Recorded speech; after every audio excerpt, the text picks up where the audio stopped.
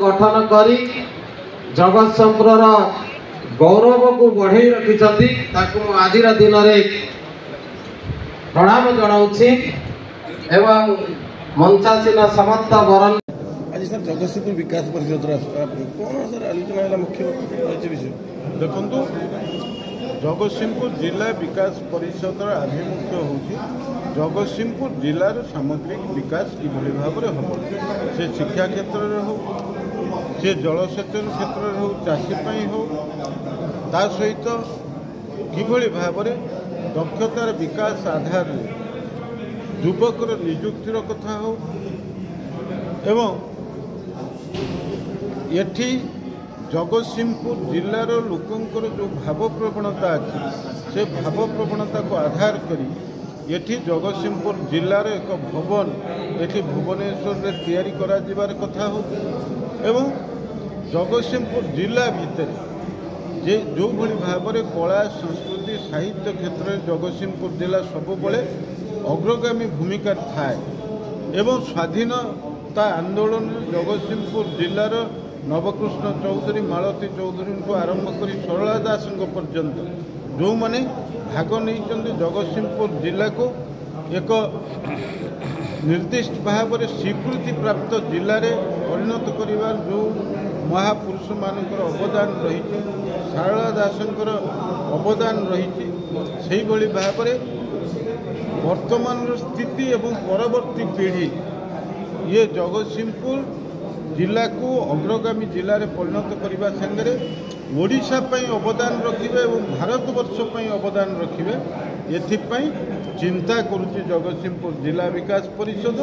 एवं जगतसिंहपुर जिला विकास परिषद माध्यम आज जो संवर्धन सभाटी आयोजन होता से विशेष भाव में मंत्री सांसद विधायक दल मत निर्विशेष समस्त निमंत्रण करा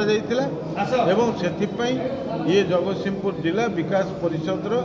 सभापति समेत समस्त कार्यकर्ता को मैं आंतरिक धन्यवाद दूँ। जगतसिंहपुर विकास परिषद तरफ आप कौन मेसेज देंगे ओडिशा रे किभली भाव में शासन चलो आम निर्वाचन पूर्व राज्यवासी पाखे आम मत उपस्थापित करूँ निर्वाचन इस्ताहार माध्यम गोटे कथा आपण मैंने देखते जे बर्तमान जो राज्य में बीजेपी सरकार आसला आमर श्री जगन्नाथंकर चारिद्वार खोला एवं 3100 टंका धान क्विंटाल पिछा मूल्य चाषी की दबा कथा आम जो प्रतिश्रुति देइथुलु ता ठिकाना भाव में यही कम दिन भीतर लागू हम चाषी से अर्थ पाइब महिला मानू जो कथा कहीलु जे सुभद्रा योजना 50,000 टंकार भाउचर आम दबा कथा खूब कम दिन भितर यहाँ लागू हम एवं सबु क्षेत्र में एक व्यापक परिवर्तन आसब एवं दुर्नीतिर चेर जमी लंबी लंबी की जाइला गला राज्य सरकार समय ये दुर्नीतिर चेर आम निश्चित भाव में हटाई अपर पक्षे राज्य को एक मदमुक्त राज्य भाव में करने आम विचार विमर्श करुचु किभली भाव में मदमुक्त राज्य ओडिशा को करा जाई परिबो ता सहित सामग्रिक भाव में युवकर दक्षतार विकास हो महिला मानू स्वावलंबी करा जाई परिबो ता सहित दलित आदिवासी पछुआ वर्गर लोकंकर विभिन्न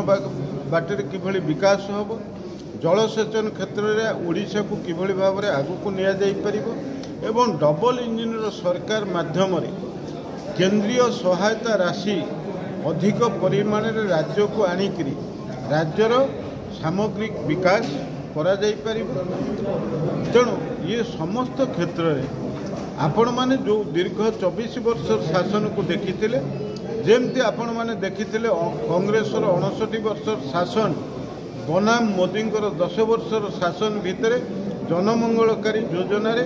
जो भली भाव में लोक माने अधिक लाभवान होते से भली भाव में देखिए 24 वर्ष शासन एवं ओडिशा रे भारतीय जनता पार्टी मोहन चरण माझी नेतृत्व में जो शासन चलो ये 5 वर्ष भितर किभली एक व्यापक परिवर्तन होची ओडिशा को एक विकसित ओडिशा तैयारी करने